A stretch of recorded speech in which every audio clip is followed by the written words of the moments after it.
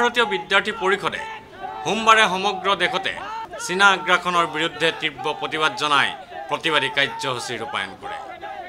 গুৱাহাটীতো বিদ্যাৰ্থী পৰিষদে প্ৰতিবাদী কাৰ্যসূচী ৰূপায়ণ কৰি চীনা আগ্ৰাসনৰ বিৰোধিতা কৰাৰ লগতে চীনা পতাকা জ্বলাই প্ৰতিবাদ সাব্যস্ত কৰে। বহু বছৰ ধৰি চীনা চৰকাৰে ভাৰত চৰকাৰৰ ওপৰত যি বিস্তাৰবাদী চিন্তা চৰ্চা, অনৈতিক কাৰ্যকলাপ, ব্ৰহ্মপুত্ৰৰ ওপৰত বৃহৎ নদীবান্ধ, সীমান্তত চীনা সৈন্যৰ বেআইনী প্ৰৱেশ আদিয়ে ভাৰতৰ প্ৰতি থকা চীনৰ আগ্ৰাসী মনোভাৱক স্পষ্টভাৱে প্ৰমাণ কৰিছে যদিও ভাৰত চৰকাৰে চীনৰ আগ্ৰাসী মনোভাৱক প্ৰত্যাহ্বান জনাই যোগ্য প্ৰত্যুত্তৰ দিবলৈ সক্ষম হোৱা নাই বুলি বিদ্যাৰ্থী পৰিষদে অভিযোগ কৰে।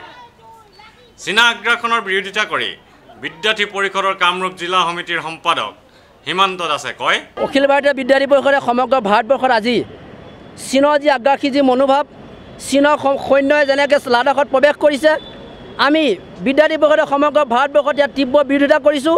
আৰু আমি ভাৰতৰ সমূহ জনসাধাৰণক আমি ক'ব বিচাৰিছোঁ যে যেতিয়ালৈকে ভাৰতৰ পৰা লাডাখৰ পৰা চীনা সীমান্ত প্ৰত্যাহ্বান নকৰে তেতিয়ালৈকে ভাৰতৰ বিদেশ মন্ত্ৰীয়ে চীন ভ্ৰমণ বাতিল কৰক।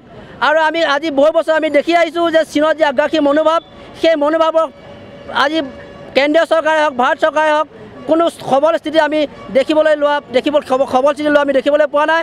গতিকে আমি অনাগত দিনবিলাকত অখিল ভাৰতীয় বিদ্যাৰ্থী পৰিষদে সমগ্ৰ ৰাজ্যত আমি চীনৰ যি আগ্ৰাসী মনোভাৱ তাক আমি বিৰোধ কৰিবৰ বাবে জনগণৰ পৰা, ৰাইজৰ পৰা সহায় সহযোগিতা কামনা কৰিছোঁ।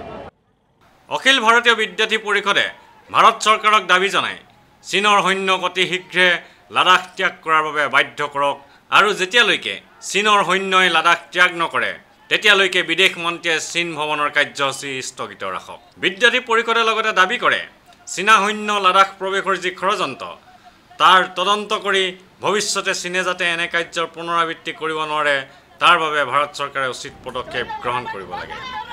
কেমেৰা পাৰ্চন সুশান্ত দাসৰ সৈতে অমৰদীপ গগৈ, চেণ্টিনেল নিউজ, গুৱাহাটী।